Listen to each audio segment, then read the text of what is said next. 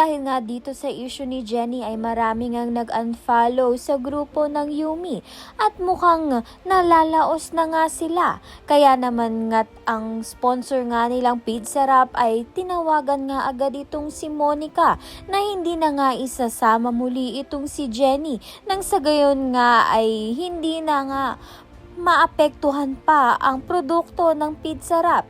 Kaya naman nga't nang mag-rehearsal na nga ang grupo ng Yumi ay hindi na nga ito ipinaalam kay Jennie. Subalit si Jennie ay pumunta pa nga rin. Samantalang ito naman ngang si Monica ay pinagsabihan na nga lang itong si Jennie na hindi muna nga siya kasama sa rehearsal dahil pansamantalang suspended siya. Samantalang ito naman ngang si Megan ay masaya nga sa nangyari dahil hindi niya nga makakasama itong si Jennie. Subalit noon nga nang masuspend nga itong si Megan ay gumawa nga ng paraan itong si Jennie. Ngayon nga ay wala ngang ginawa itong si Megan at nanuwa pa nga siya sa nangyari.